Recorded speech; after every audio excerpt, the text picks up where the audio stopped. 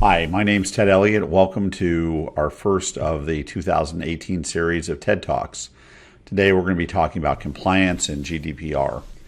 Before we get started, I'd like to just thank all of our customers for making these events possible, and also our investors. They allow JobScience to do the great work that we're doing. Now, for those of you who are not completely familiar with JobScience, our mission as a business is to be an innovator in the gig economy. We believe that the workforce is changing significantly, and by the end of the decade, you'll see 40% of the workforce in contingent or part-time labor. The gig economy can already be seen in companies like Uber and Upwork, Airbnb and Instacart, and that means that we need to look at work differently and look at how we work with people differently. JobScience is committed to moving recruitment into the cloud, and what's so important is to make sure that we do it in a compliant manner.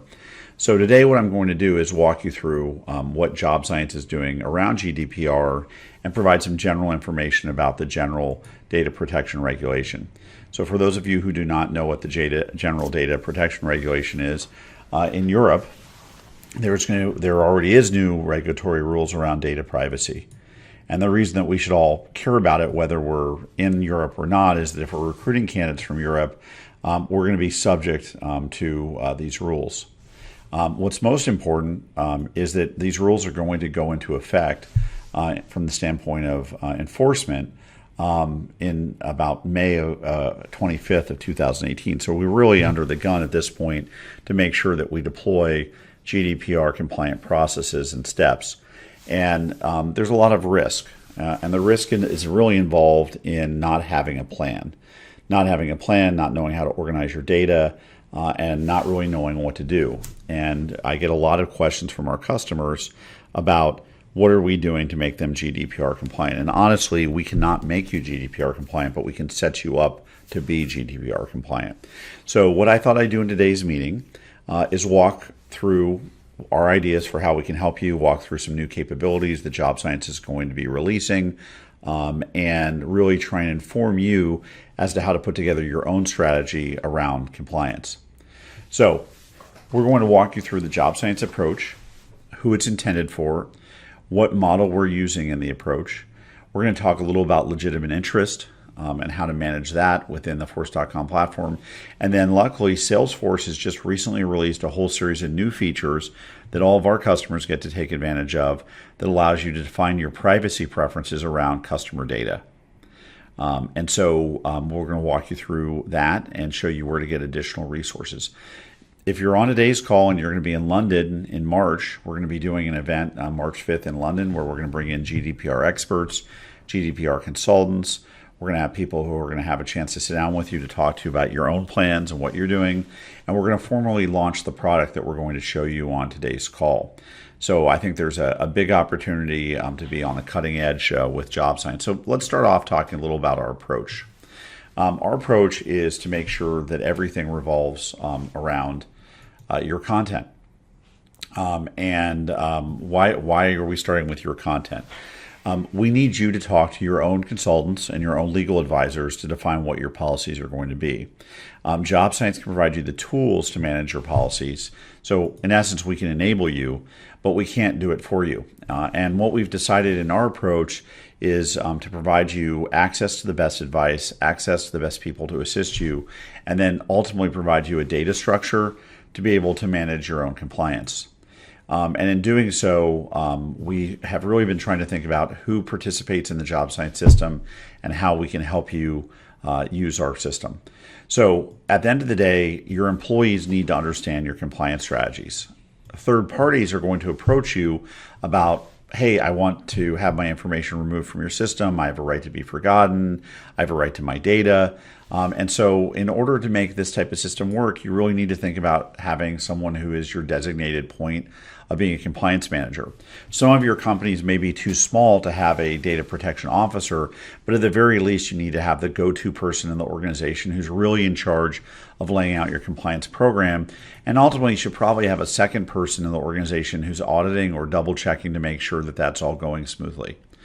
In addition to having a compliance auditor or a compliance manager kind of working through the process, and oftentimes, you can go to a third-party source. We're going to certainly suggest that Comply GDPR in the UK is a great source to go to help you with your policies. you really need to start thinking through what your policies are going to be, who's your author of your policy, who's going to publish those policies. And so what we've tried to do at Job Science is put together a system that services all these different participants and gives them a place to define your policies, make sure you're in compliance with your policies, get those policies out to your employees, and also give third parties an opportunity to make requests of your organization in a compliant manner. So how does our data model actually work? Well, it starts off with defining the policies that you're going to have.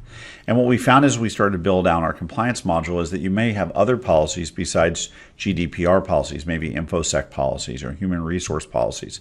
You can put all those policies in the system, but you really need to have a process for tracking them, reviewing them, and making sure they're being enforced, because enforcement's really the key. So at the center of the Job Science data model is a policy. Once you have a policy and you work with your consultants or your lawyers, what you really need to do is define your model terms that are going to be put in your contracts. They're going to be put up on your website. They're going to define exactly what language your organization is using to define exactly what you're doing for people. Then you need to give people a way to make requests. And so the Job Science data structure gives both employees in your company and also external people the ability to make requests of you related to a policy. In addition to that sometimes once in a while you might violate your own policy, but the best thing to show to a compliance officer is that you're capturing these violations and you're taking action around those violations. And so the data model that we've come up with, the system that we've come up, allows you to handle the violations and also record what actions you've taken. In addition to being able to track your requests, your violations of policies, your actions, what we're also able to do is give you an audit path so that you can demonstrate that you're going back on a regular basis and making sure that the policies that you're putting in place are being followed. Now, across all these things, the system in the background logs activity so that you can create good reporting to show people what activities you have. So in the event that a compliance auditor was to come in and ask what you're doing, if you're using the program that we have, you'd be able to show a log of your activities, show the dates that you've done audits, show what actions you've taken, and it really gives you a full circle approach to how to protect yourself when it comes to data privacy. So, what are model terms? That's a question that I get a lot. Model terms are really things that go into your contracts and your agreements. And why you're going to hear from me multiple times on today's call talking about the fact that you really need to talk to a consultant or to a legal expert is that you want to make sure that the terms and the policies that you put in place are actually in compliance. Now, Job Science is a software company. We're not a law firm. And so you really need to seek out your own counsel on what you do. But what we can do as a software company is give you the tools to put those policies in place and actually enforce them. And I think I spoke a little about requests. So the system, and I'll go into more detail and show it to you as we go through the steps to set this up. But we have a request system where third parties can come to a community portal you set up to actually make requests that they have a right to make under the GDPR rules. We have the ability, again, to track those violations. So let's say that someone internally is misusing information, or you have not done something that you were supposed to do when you got a request. We have a way to record the violations, who did the violation, and also allow you to track what you did about it. What corrective action did you take to fix that situation? The action is probably the most important thing that you need to demonstrate to people, is that when something doesn't go wrong, you had a plan or a process or a way to track it so that you could actually take action to fix it. And the best way to demonstrate that you're doing this consistently is to have an auditing process where on a regular basis you conduct your own audits to make sure that everything is in place. And what we do with that audit data is we ultimately create logs that will allow us to log the data in a report and be able to show it. Now, once you set those things up around policy, one of the other issues that comes up when you talk about GDPR is really this idea of legitimate interest. Are there people in your database who should not be in your database, that you don't have a legitimate interest? So we've created in our system the ability to create something called a it's a tongue twister, a legitimate interest alert. And what this is it's basically a workflow that will automatically notify you when there's someone in your database that no action has been taken on within a 90-day period. So if there's no email sent to them, or if their email bounces, or some event occurs that indicates that, honestly, this person's not a live contact for your organization, you'll have a way to track this so that you can either reach out to them to see whether they'd still like to be in your system, or you can make a decision to archive them out of your database. So really, it's this idea at every point point being able to be in a situation in which you can cover your bases and demonstrate to an auditor that you've done everything possible to be in compliance. Now, we're lucky because we're on the Salesforce platform. And as a result of being on the Salesforce platform, Salesforce is investing millions of dollars in their own data privacy and data protection rules. And so I just wanted to point out right here that if you use Job Science, you're going to see that you can go to the Trailblazer community, and by following this link, helpsalesforce.com, article view, individual store, or just go to Trailblazer community and type in customer data privacy preferences. Salesforce has put together a ton of information on how you can actually enforce your own data protection.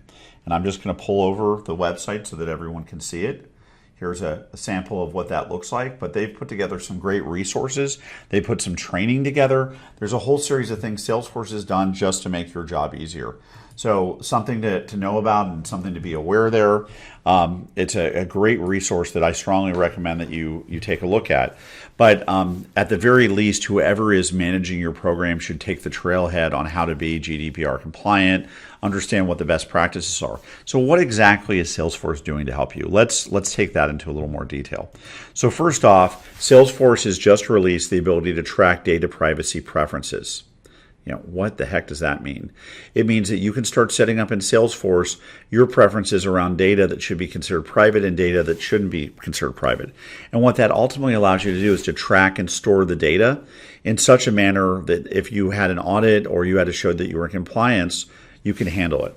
Now, what Salesforce is specifically doing is making sure that there are fields in the data privacy records or fields in your contact records that are protecting you.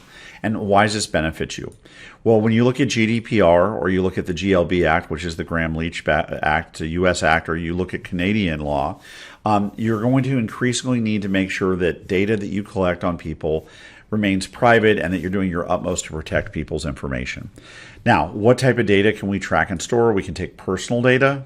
We can take packaging data, we can take delete records, we can take solicitations, and we take geolocation web activity, and we can put special protections on that so that things like a birth date or a geolocation when you fill out a form, or you want to designate someone not to process, or you want to not profile someone or not solicit them, not track them, make sure that you have an easy way to export their individual data that you've designated as private, be able to protect their first name, forget them, make sure their age information is protected, their last name, full name, their information you can designate as okay to store in your system or even to store outside your system.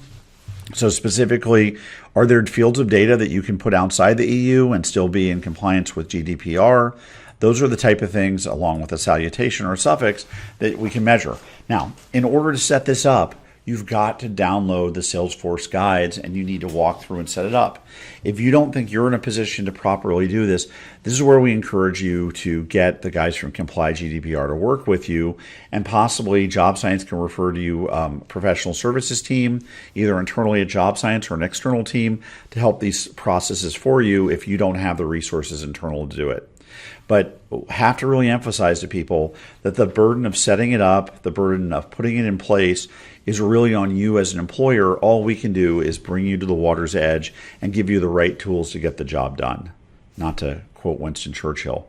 But what we want to do now is we want to take you through some steps for what you can do to get started in making this process work. And what I'm going to try and do is walk you through what those steps are and how they work. So we really have 6 steps that we're recommending to our customers. The first step is to go ahead and define and provision participants in the system. So I'm going to show you how to do that in a moment, but it's an important step. The second thing we're asking people to do is to review the policies they have and enable the processes to enforce the policies. And I'm going to go ahead and I'm going to show you how to do that in just a moment. The third thing that's really important is to go ahead and define what those policies are going to be. What are you going to define as your policies for what is legitimate interest? What are you going to do for defining your policy about what to do in the event that someone's information is breached? What are you going to do as your policy for how long you hold on to someone? What are you going to do for your model terms that you're going to put in your contracts, your language you're going to put on your website, declaring what someone's privacy is entitled to and how you handle or treat their information? Again, this is where the folks from Comply GDPR and other consulting organizations already have all this stuff predefined. They can come sit down with you with their pre-canned information and they can perfect it for you without taking a long amount of time to figure out how to get it done right. Now, once you do those things, we'll walk you through how you can create your own employee community, because the most important group of people to make sure understands these policies are actually the people who already work for you. Your employees need to understand the policies. They need to understand the model terms. They need to understand what systems you have in place to enforce the policies. And they need to understand the seriousness in which you're approaching the material. Finally, once all that's done, before May 25th, you really want to create a consumer community so that when someone comes to your website, they can click on a link and they can demand their rights and they can enforce their rights. And once you have your policies and your model terms and our compliance system in place, you'll be ready to process their orders for privacy and be able to handle them in a way that is compliance ready and is also proper. Now, let's go through for a second and let's figure out what I mean by defining and provisioning participants in the system. So generally, we recommend that you have a policy author, a policy publisher, a compliance manager, and a compliance auditor. As we covered in the overview, you need to designate a team within your business to review, approve, and disseminate your policies. And these team members should really need to access the compliance app as full users of Salesforce so they can provision everything they need to do properly. If you give your policy author permissions to anyone who will author, you need to give the policy author actually permissions to anyone who will author policies. You need to give the policy publisher the permission set to be able to publish the policies.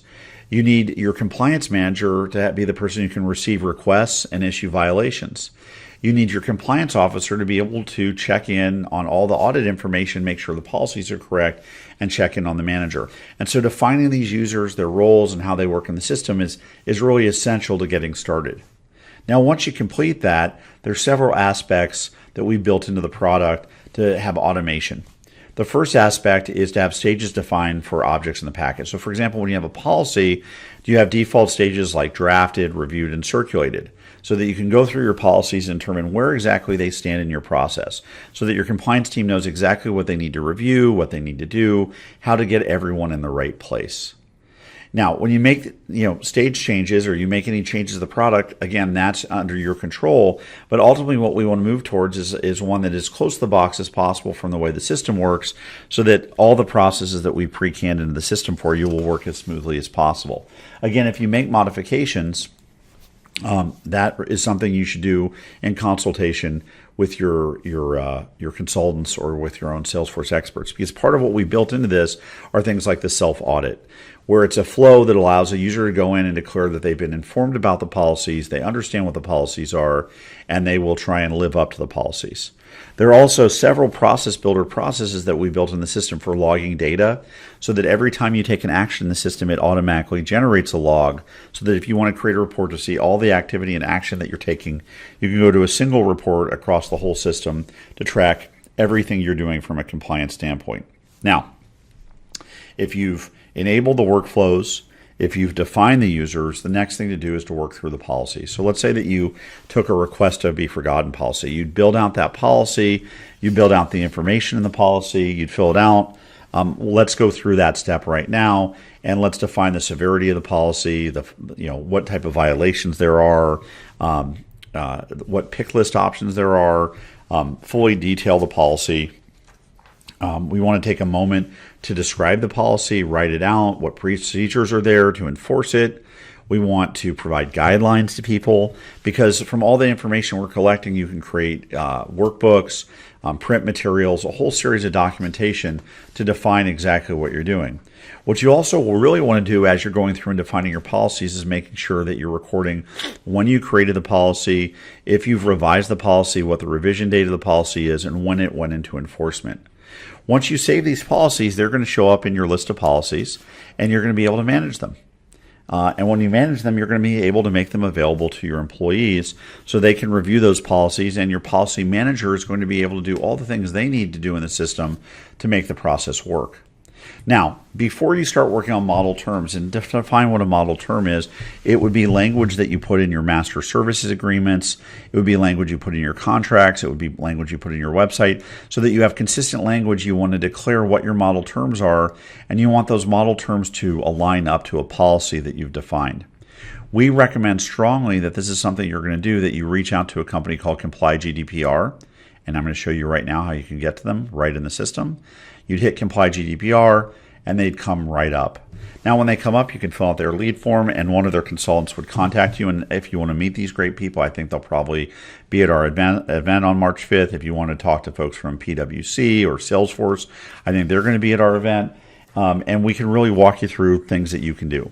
Now, you've got your model terms defined. You've got your policies defined. You've got your workflows defined. You've got your users defined. What do you do next? It's really important, once you've defined all your policies, you've defined what your processes are, you've gone through and made sure those model terms are correct, that you go back and double check it one more time. And that as part of your processes, you define the process for review and the process for who's supposed to do what. Because the more you can document what you're doing, who's responsible for it, where the language is being kept, you're going to be in a better position to enforce the policies. And this is really where calling in a consultant, calling in someone who can help you in the process really pays off big time, because they're really going to make sure that you're setting up policies that are consistent with how the policies are supposed to be set up in the first place. One last thing is that if you have legitimate interest requests or alert processes, you can set that up in the system. I'm just going to demonstrate an example of how to fill out that legitimate interest alert that would be automated. That's one of the flows that we built in. So there's a ton of functionality here, but it does require some front-end work to set up. Now, what I thought we'd do is go take a look at the communities. Well, now we need to make all this information available to people. So what we've designed in the compliance system is to make sure that you have communities. So I, as an employee, should be able to go to a community where I can see the model terms, any documents you want employees to review, and I can review the policies along with self-auditing myself to ensure that I'm in compliance and that I've been onboarded into your policy review program to make sure that I actually understand your policies. And I can self-audit myself at any time I want. That will create a new logged record of every time I self-audit myself to acknowledge that I understand what the policies are. What I can also do in addition to that is I can create what's called an employer or consumer community. And when I create that consumer community, what I'm really doing is creating a web page where consumers can go to the web page and they can select the correct form and the correct request, and that can be branded any way you want to brand it so that it matches up with what you want people to see when they come to your website. Now, there are usually some pretty common requests that people can make: a request to be forgotten, a request to see their current information, or a request to correct their information. And when you put these things in place, you're now in a position where you can enforce your policies. What makes the job science solution different than anything else out there to help you in compliance is really the power to brand your compliance experience. So here I'm in a Salesforce community. I can do all my settings. I can make it so that my policies are searchable or my files are searchable, or I can remove the search altogether. I can really build the experience I want the consumer, or I can build a separate community for my own employees where you can get the information you want. If you use WordPress or use some other type of content management system, you can integrate that. In this case, I'm going to take the branding that's sort of built into the product. I'm going to take the Job Science logo. I'm going to put that in the system so that it's a branded product, as if this was my own company and we were having people become GDPR compliant with Job Science. I want my palette of colors on my website to match up with my logo, so I'm going to use the logo to define the colors, and I was pretty close match before anyway, so I'm doing okay there. But maybe I want to change the fonts to be fonts that reflect the fonts that we use, so we'll go with maybe something like Helvetica. And so I'm able to brand this really in the way I want to present my company to the consumer so that they can understand that I'm really professional and I have control of the situation.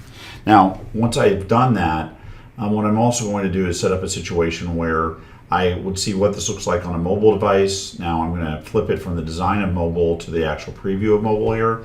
But here, if you want to set up a mobile device where people can request their information from you, a tablet device, a web page, You have control over the message, you have control over the branding, you have control over the entire experience for the consumer so that they can get the information they need from you in a way that you want to deliver it in a look and feel that you appreciate. And when they put in these requests, they're going to go directly into that back-end system so that your team can process those requests as they come in, but you're able to do it in a compliant manner that matches up with the way you want your systems and your processes to work. And that's very powerful because this will allow you to get up to speed and cover the bases of how you present yourself, how you present your policies, how you present your model terms, and ultimately how you allow consumers to request that data so that it's all in one place and all in a compliant manner.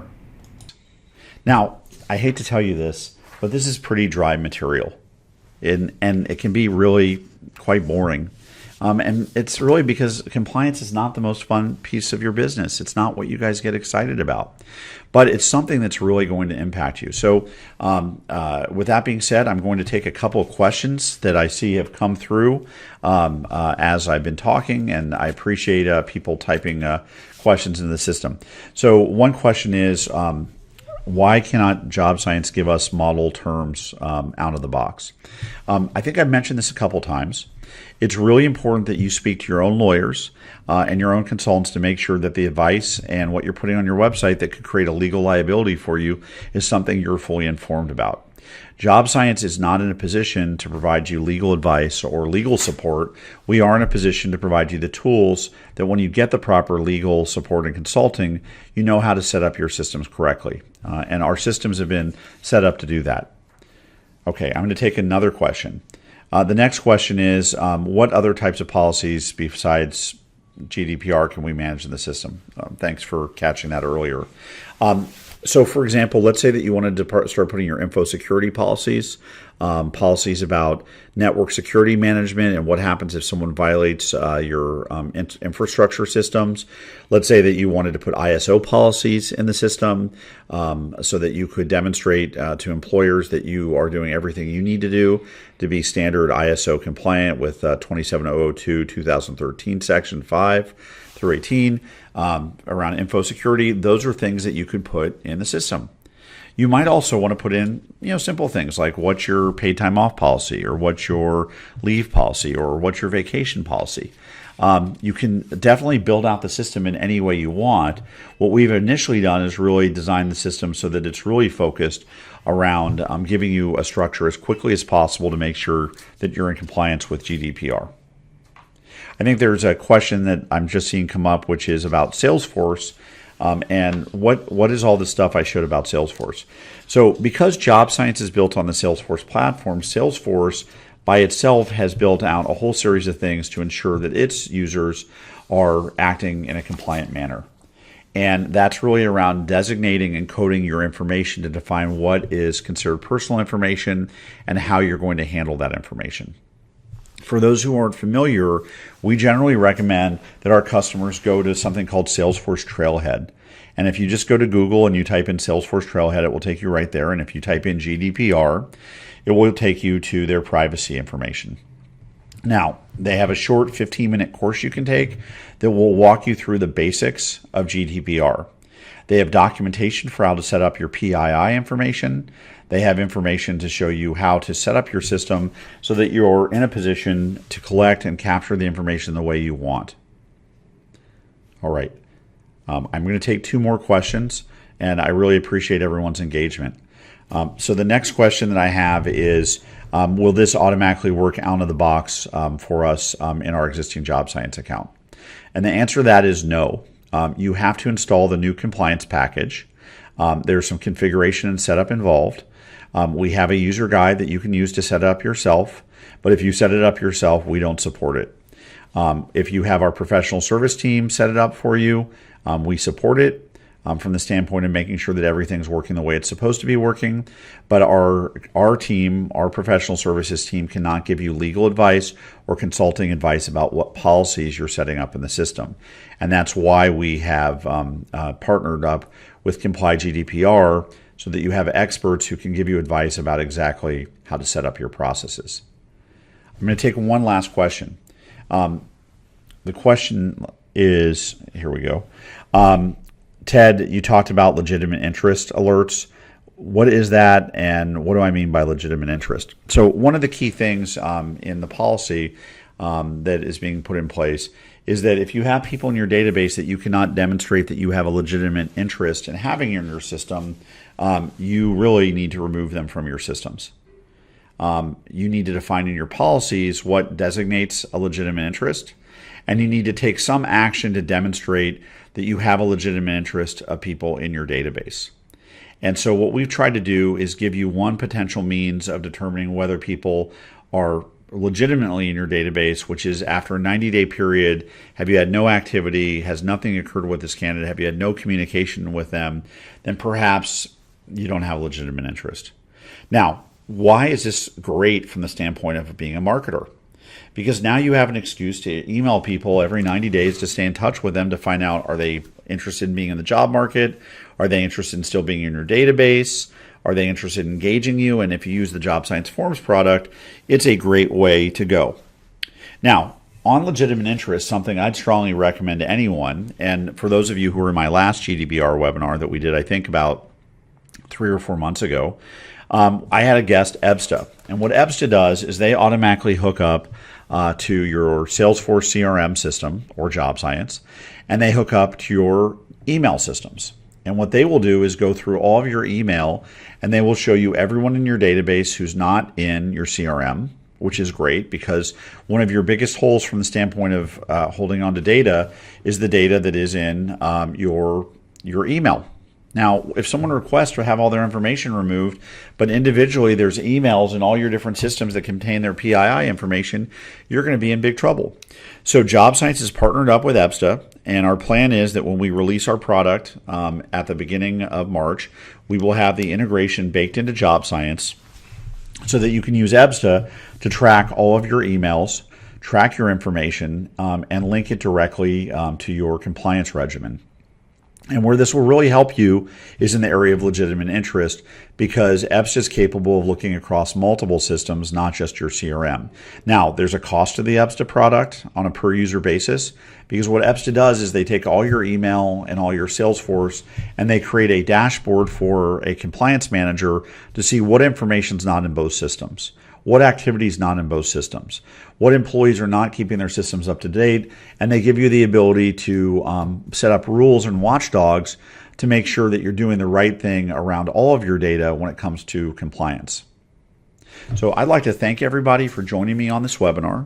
I hope we've provided you some useful information.